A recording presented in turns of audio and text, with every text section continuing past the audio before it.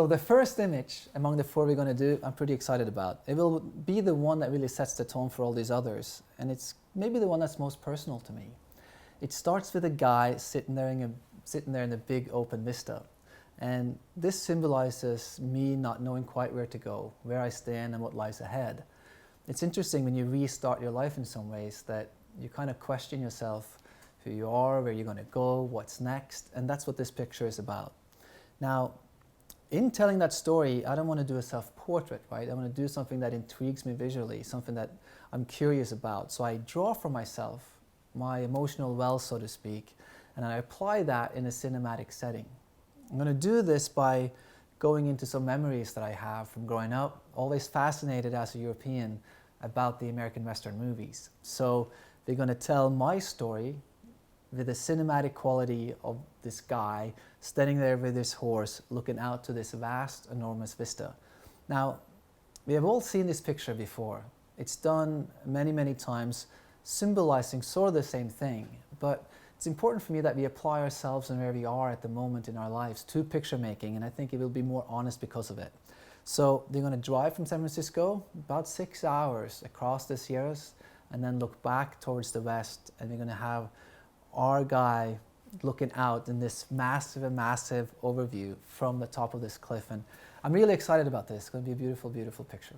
So when I create these pictures, right, when I have an emotion that I want to describe, I start finding the story around it. And there's several tools there. You could start with the landscape and say, this is the place I want to shoot this in. And let that dictate how you set the color palette and light or who the person is. Or you could start with a person and then let the landscape follow it. For me, this is about a big landscape and a small person in it, feeling almost lost, taking on the elements, taking on a journey.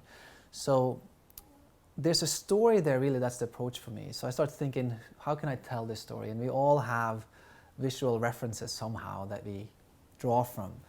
Input equals output. We can't take pictures, I feel, of something that we haven't read or seen or experienced. There got to be some connection there. So for me, there's two reasons for wanting to go to this place and tell this story, or this cinematic story from my emotions. And it's knowing that this location is there, which is extraordinary. I've been driving through it a few times. 395 along the Sierras is one of my favorite stretches of land in the US. And then this character, as I mentioned, the movies, that kind of style. So I start with this and something starts to flourish. I start to see pictures in my mind. So that's how I come to it. Those are the visual tools I use to get the story started, but then it evolves, right? What does this guy look like? What is he clothed like? What is the color? What is the feeling? Now, a story like this for me, it's not happy or bright, or it's not a guy running through the landscape. It's not sporty. It's a quiet, contemplative moment. So we've got to find that and describe that within the color. Now, when you want to take these pictures, you got to ask yourself as well, right? What is quiet for you? Is it cool in the palette? Is it warm in the palette? What is that emotion? And for me, it's going to sit in the light quality that's right before, right after sunrise or sunset. Really, really soft light. Maybe you see the sun hitting the top of the mountains in the background as if the sun is starting, a new day is starting. And I've done some mood boards here. Some of them are warmer, some of them are cooler, but I think the palette in this will sit towards the muted tones in the cooler browns. I know that sounds like an opposite, but there's a almost pinkish, bluish tone to that light quality that we want to try to capture. So when you want to create something that's personal to you, you also want to set the emotional tone when it comes to the color tonality and the light. And for me, when you have this big open landscape, I want low reeking light to it. You got to ask yourself what color says. And if you want to describe a moment that's happy and bright, then you shoot when the sun is bright. But for this, a contemplative moment, walking into the unknown, you want something that's muted, something that's quieter and more contemplative for sure. Two ways to do this. You could shoot it before the sun comes up. We talked about that in the prerequisites with a really blue light quality. Or we could do it right as the sun hit the top of the mountains in the background. We'll create a little warmth to it, and maybe that's something we embrace. I mean, Western, every color palette of the Western movies is brown and dusty, and it's something that I'm sure everyone that thinks about this comes with that warmer sort of tone. Some of these references I have here Clint Eastwood, it's all warm, the color, the leather, the horses, landscape is all dusty and warm. Now, maybe I want to take this more muted, right, as in blue. There's some amazing references here. This is a picture of mine. This is some Facebook pictures of friends. And then there's other imagery that I'm really fond of that I think speaks to this emotion. So I'm trying to find references, right, that could help me find the tone from this. I start with how I feel about it, and then try to find visual references that speak to it.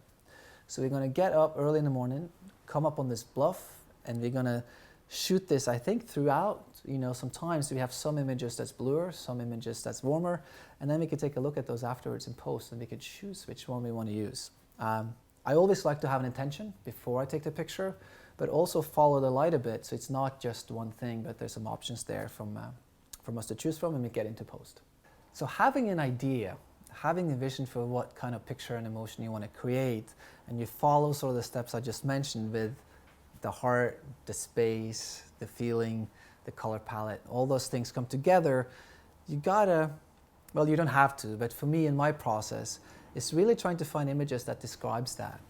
One, for me to get some sort of clarity into what might work better for the picture, but also for my team. It's not easy for everyone else that I work with to see what I have in my mind. I can talk about, you know, the old Western movies and this kind of clothing and that kind of place, but for me to let other visual people know what I'm looking for, it's really important to get everyone on the same page and to create these mood boards that can describe the emotional quality, the context of what I'm trying to create. So I do these things and I share them with my team. The stylist is super important. Producer is very important that helped me get all these elements together. And those are really the big ones, but also for my assistants. You know, they're not there just to show up and help carry bags. They're really there to help create a picture too, to be my support, to look for pictures, to look for angles and help in that process. So these mood boards you see, they're for me to get a clear visual idea of this thing that I want to say, and then also for my team to help be a part of the process. Now, if you start out and you don't really have a crew established yet, it's amazing if you do this and then you go to people and say, this is what I want to create. Here are references of what we're going to do and accomplish. And it's an easy way to get people excited, to help you pull in the same direction to create that one image for you. So I would really encourage you to do mood boards. For sure, it's a really amazing visual tool to help to get you from idea to concept and then a new picture that you want to create. This image with someone standing there in front of a big open vista with a single character is something that I'm sure you've seen before. It's not a new picture. It's something that, especially in movies, we see quite often. Now, I want to talk to you about that part for a little bit. There's something called the hero's journey. It was coined by Joseph Campbell, who talked about mythology and the quests that is described in a lot of the religions throughout time. Now, describing somehow that you stand there and you're curious about the future, not knowing what to do, entering into the unknown, is an archetypal theme really, something that's been done over and over. So it's important then to make this personal, something that's unique to you, something that you actually can brand yourself around and that other companies, if you want to get hired, can see. Because if you're unique, they would be attracted to that and you could create something that's both personal, good for yourself, but also applicable commercially, that you look different than everything else out there. So we want to talk about how that can come forth and how we can create pictures that's uniquely ours. I spent a lot of time honing what to me is my signature style, and we're going to take you through the whole process through this tutorial so that you too can tap into what that emotion is, so that you too can create pictures that are truly unique to you. What everyone is looking for today in today's marketplace is something that's unique, something that stands out, but still it needs to be relatable. And it's a fascinating quote that says, the more personal you make it, the more universal it becomes. And that taps into this story that I want to do. It's something that's been done before, but it's really personal to me. So by making it personal, we also make it universal, applicable to a lot. So applying my emotion, my color palette, my sensitivity, and my own story will create a unique picture that still will be appealing and apply to a lot of people. So we're going to see if we can create this picture where we all feel like it's a story that we all can relate to, but it's essentially my story told through this cowboy coming through the desert. So now that you have this image in your mind and you have some references down on paper in your mood boards, you got to make it happen. And that's the biggest thing I think to photography. We all think about these pictures we want to take, but rarely do we go out and do it. And when we do it, I say we, but really I talk about myself. In the beginning, I often just went out and took a picture, not thinking if the location was better in the morning or better in the afternoon. But all those things are essential to making a beautiful photograph. To just head out and say that I'm going to create a photograph today is a little different than if you really plan for it. If you make sure that you have the right person, you have the right location, you have the right light. So, how do you get out and get these done? There's tons of resources out there, and I want to say, when I started out almost 20 years ago, I did all this on my own. I'm going to tell you my production process, how I lean on great crew, how I lean on location scouts to make it happen, but you should go through the same process on your own if you don't have access to these resources. It's really important to not just go out and take, but to create pictures. I never, in any of the pictures that I really care about, go out and just shoot it. I always go to this place prior. I see it prior in pictures. I see it for myself prior, so that I know that this location is better in the morning or better in the afternoon. I know where my perspective is. I have been there and seen it and felt it prior to bringing in talent and everyone there. Really, really important. So we start with the location scouting. And for me, the process this time was doing online research. It's an amazing tool these days, to be honest, to be able to see almost any part of the world photographed. So that's where it starts. Then we sent the location scout out. There's several ways to do this. 6 hours driving away from any scouts that I used prior. We actually called to Bishop and we found a photo gallery there, and luckily enough there was a retired LA film guy that was working at the gallery, and he's been the one helping us scouting these locations, finding the resources that we need there in Bishop. That's the second step for us. When we have the locations that we like, it's finding the characters. Now, for some of these pictures that we're going to do, you see we had done proper castings online. But how do you find a cowboy in Bishop, California? We leaned on the same guy. We said, do you know someone? And he goes, of course I know someone. So it's one, being smart about how to find the resources, and second, not being modest to ask. I think that's a big thing, especially for me, to just show up and say, hey, can you help me out?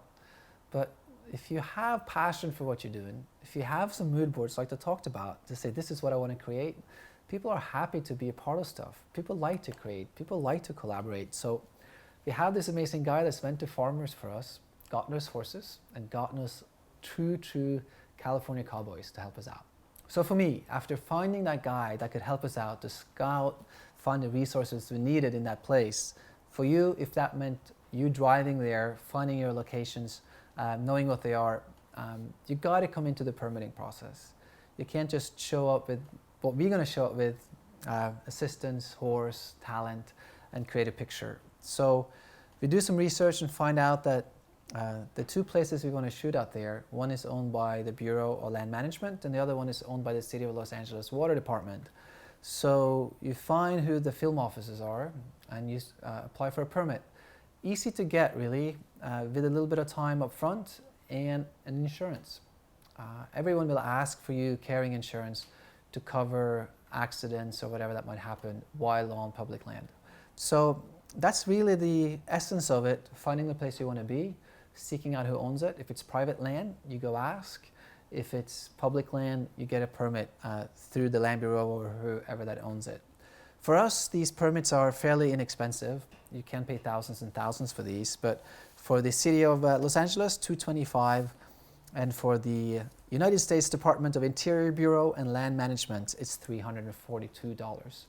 Very few restrictions on this, to be honest. They do require us to pick up any horse poop and take it with us back out. They did say if you left it there, we will be fine, and they will check after. So something to be aware of, a lot of fun. So whenever you go shoot, find your location, make sure it's right for you in the morning or afternoon light, and then get your permits to be there at the time that you want to be there. So for this picture, this is what's going to happen. We could do it all in one, but we want to extend it for two reasons. One is the time. Second, we're going to be on a cliff, right? It's steep down, then it opens up. And in dealing with horses especially, we don't want to put them on the edge of something where they can be nervous, go somewhere else. So we just want to shoot the background, one camera closer to the edge, and then we're going to step back about 30 feet, a little bit off the edge, same place, same ground, and then shoot the people. And then in post, we'll just move the horse and the guy closer to the edge, and we have our picture. I find myself truly to be a problem solver. So you could think of this as one image, but we solve two problems, extending time and being at a location that might not be safe by doing a composite. We talked about getting the right support. We have gotten the support here, but when it comes to shooting it, it's just going to be myself and two assistants. Later, you're going to see us with beautiful women and big dresses and all that stuff, but this guy, honest, salt-of-the-earth cowboy, and we don't want to mess with that. We don't want to make him prettier or different. Myself, two assistants, a little bit of clothing, that's it. He's coming with two horses, which I'm excited about. So we do have our location guy that will be there to kind of make the connection, because he also found this gentleman to make introduction, so it makes it a little easier. But it's a minimal crew. Early in my career, I would have done this pretty much on my own. Show up, take the picture, no assistance. I do, though, want to encourage you to bring help when you take pictures. It's a really, really big advantage to bring a friend or two, because when you make these pictures, you want to be emotionally aware. You want to connect with the guy, you want to connect with the landscape, you want to look at the light. You don't really want to be worrying about the f-stop and if that's correct. You would love to have someone there to be with you, to just set the camera for you, look at other things, be aware of what's going on, so that you can focus on really creating the pictures. So that's what I'm going to do. I'm going to bring two assistants, myself and a camera, shoot a beautiful horse as the sun comes up.